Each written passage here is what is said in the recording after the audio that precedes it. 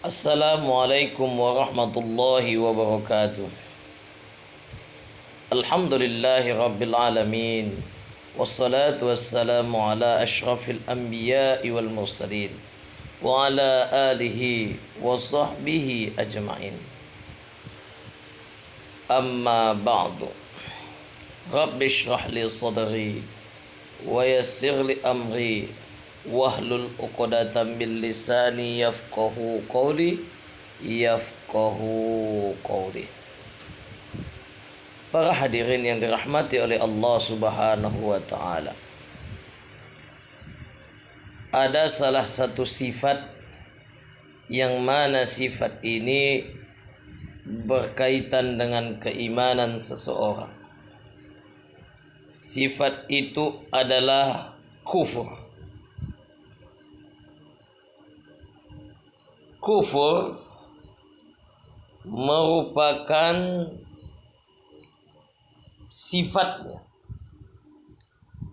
sedangkan orang yang melakukan kekufuran disebut dengan kafir apabila secara sadar dia melakukannya.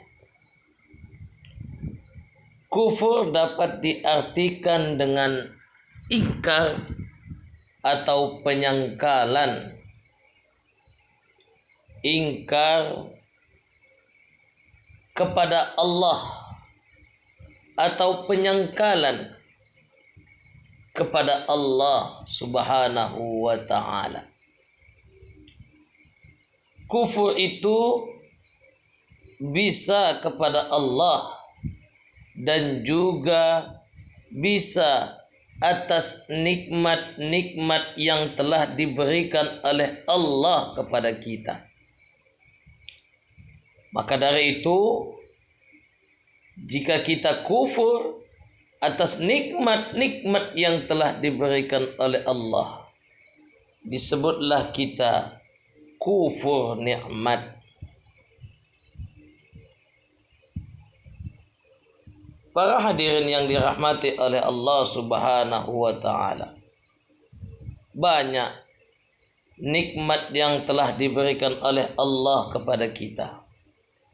Bahkan nikmat-nikmat yang telah diberikan oleh Allah itu tidaklah bisa kita hitung, karena sesungguhnya nikmat yang telah diberikan oleh Allah itu tidak terhingga jumlahnya, tidak terhingga banyaknya. Hal ini telah dijelaskan Allah di dalam surah Ibrahim ayat 34. A'udzu billahi minasy syaithanir rajim. Bismillahirrahmanirrahim. Wa in ta'uddu ni'matallahi la tuhsuha. Yang artinya, dan jika kamu menghitung nikmat Allah, niscaya kamu tidak akan mampu untuk menghitungnya. Karena banyaknya lah nikmat yang telah diberikan oleh Allah kepada kita, maka kita tidak akan mampu menghitung nikmat-nikmat yang telah diberikan oleh Allah kepada kita. Maka dari itu, sudahlah kita tidak mampu menghitung nikmat yang diberikan oleh Allah, sudah seharusnya lah kita menjadi hamba Allah yang senantiasa bersyukur atas semua nikmat yang telah diberikan oleh Allah Subhanahu wa ta'ala. La in syakartum la azidannakum wa la in kafartum inna adabi lasyadid, kata Allah. Siapa yang bersyukur atas nikmatku, maka akan kutambahkan nikmat itu kepadamu, kata Allah. Namun jika kita tidak pandai bersyukur, kita menjadi orang yang kufur, maka yakinlah azab Allah itu sangatlah pedih. Sudahlah kita menjadi hamba Allah yang pandai bersyukur saja. Jangan pernah mengupat, jangan pernah menjadi orang yang ingkar, orang yang menyangkal atas nikmat-nikmat yang telah diberikan oleh Allah kepada kita. Para hadirin yang dirahmati oleh Allah Subhanahu wa ta'ala, saat ini banyak nikmat yang telah diberikan oleh Allah kepada kita. Namun sayangnya nikmat itu kita salah gunakan. Seharusnya nikmat-nikmat yang telah diberikan oleh Allah itu kita jadikan bahan bertaqarrub, kita jadikan bahan untuk semakin mendekatkan diri kepada Allah. Andai ini kita lakukan, maka yakinlah apa janji yang telah diucapkan oleh Allah pasti akan kita peroleh, yaitu nikmat yang nikmat yang ada akan terus bertambah. Namun sayangnya tidak sedikit dari kita yang menyalahgunakan nikmat yang telah diberikan oleh Allah kepada kita. Di masa ini, nikmat yang sering disalahgunakan oleh manusia ialah yang pertama, nikmat kekayaan. Tidak sedikit manusia, akan tetapi khususnya seorang muslim, tidak sedikit juga diberikan oleh Allah kekayaan yang berlimpah, yang telah dititipkan nikmat kekayaan oleh Allah, namun tidak pandai mensyukuri nikmat kekayaan tersebut. Padahal wujud syukur orang-orang yang telah diberikan nikmat oleh Allah kepada kita ialah memanfaatkan kekayaan itu dalam rangka bertaqarrub kepada Allah. Hal itu bisa diwujudkan dengan bersedekah, dengan berinfak, dan mewakafkan sebagian harta yang kita miliki itu, terutama untuk kemaslahatan umat. Namun sayangnya saat ini tidak sedikit manusia yang diberikan kekayaan oleh Allah membuat mereka jauh, semakin jauh dari Allah Subhanahu wa ta'ala. Mereka menghamburkan kekayaannya dengan bermaksiat kepada Allah, berjudi, mabuk-mabukan, memakai narkoba, berzina, dan lain sebagainya.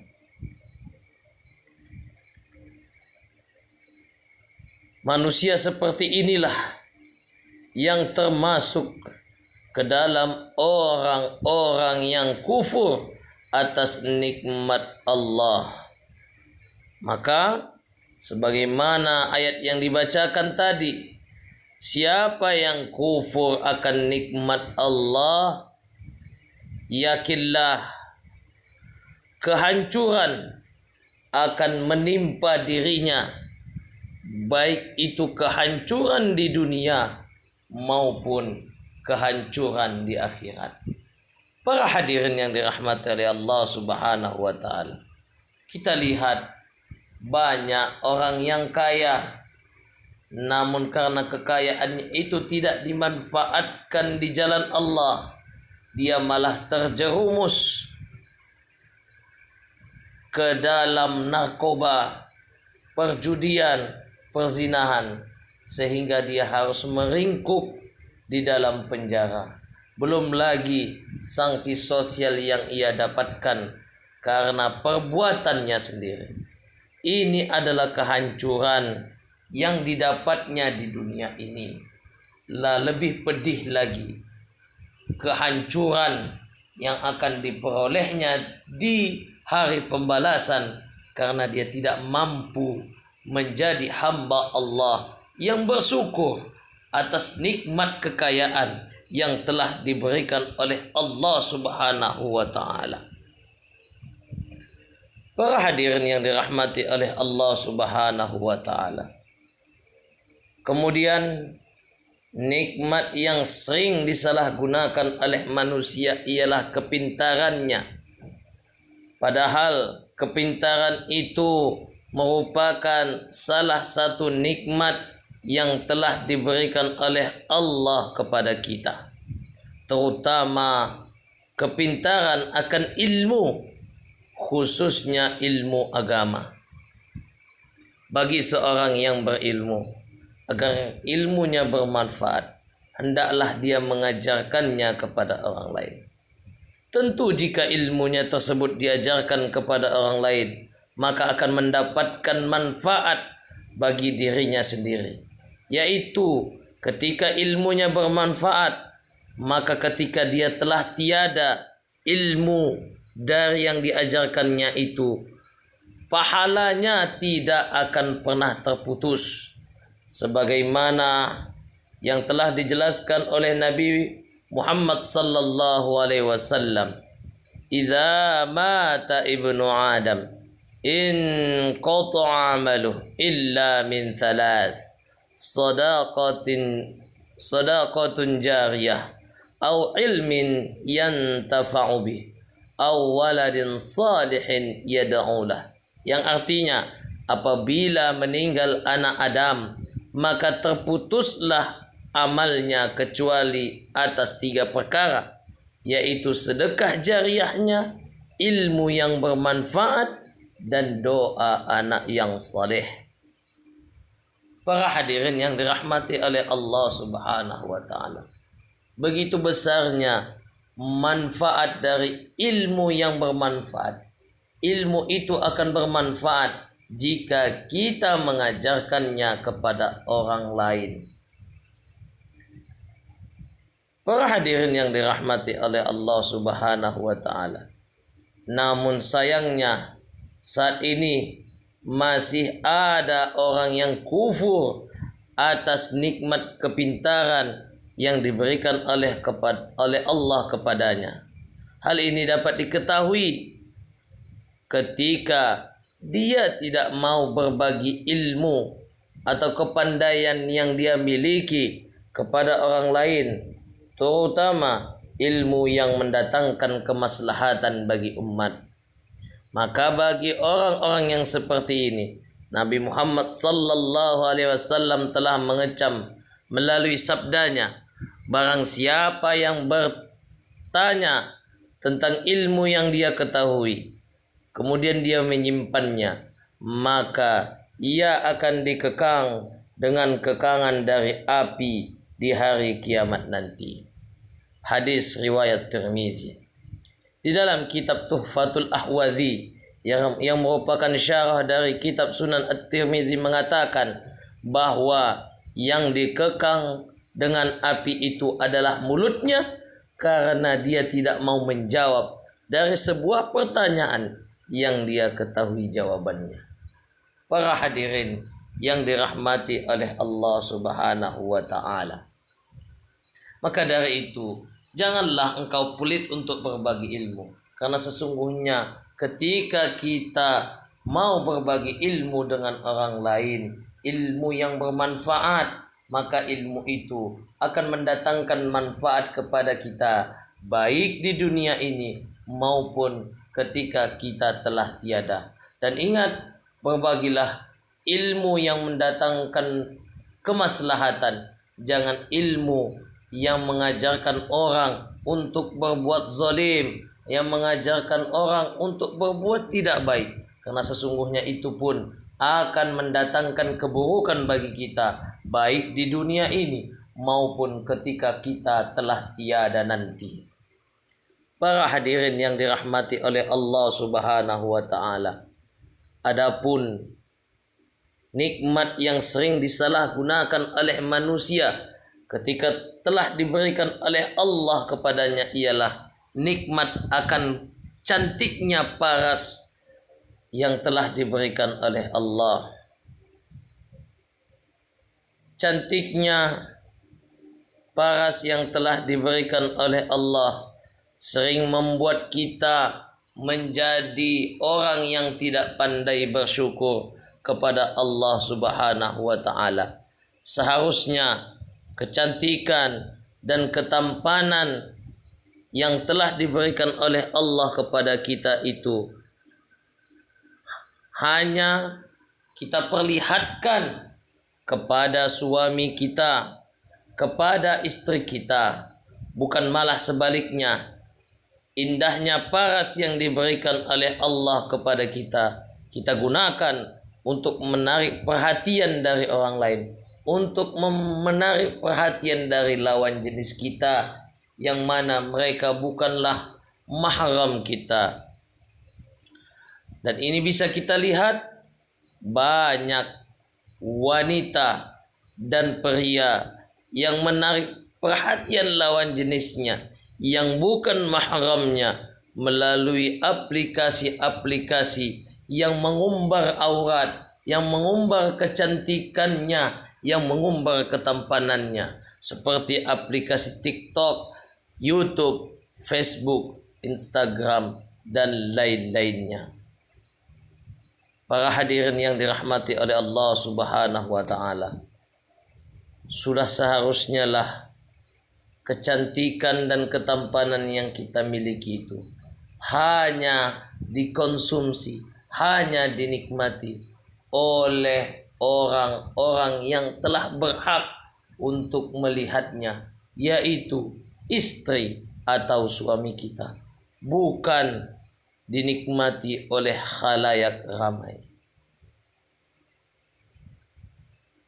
Hadirin yang dirahmati oleh Allah Subhanahu wa taala, sadarilah nanti ada masa di mana mulut dan lidah kita akan terkunci. Yang bisa berbicara adalah anggota tubuh yang lain. Mata akan berbicara apakah selama di dunia lebih banyak melihat yang baik atau melihat maksiat. Tangan akan berbicara lebih banyak bersedekah atau lebih banyak bermaksiat. Kaki akan berbicara lebih banyak melangkah ke tempat yang baik atau ke tempat maksiat. Perut kita akan berbicara lebih banyak masuk makanan yang halal atau malah lebih banyak yang haram. Jangan sempat anggota tubuh kita memberikan jawaban yang dapat menjerumuskan kita ke lembah neraka Allah Subhanahu wa taala. Maka dari itu, dari sekarang peliharalah ketampanan kita, peliharalah kecantikan kita hanya untuk pasangan halal kita, yaitu suami kita ataupun istri kita. Para hadirin yang dirahmati oleh Allah Subhanahu wa taala, dari 3 bentuk kekufuran di atas, maka solusi yang dapat mengatasinya hanyalah satu, yaitu timbulkan rasa syukur yang dibalut dengan rasa keimanan yang kokoh kepada Allah Subhanahu wa taala. Ketika rasa itu telah terpatri di dalam diri kita, maka sekaya apapun kita, sepintar apapun kita, setampan dan secantik apapun kita, yakinlah akan timbul di dalam hati bahwasanya semua adalah titipan Allah yang sewaktu-waktu bisa dicabut oleh Allah Subhanahu wa ta'ala.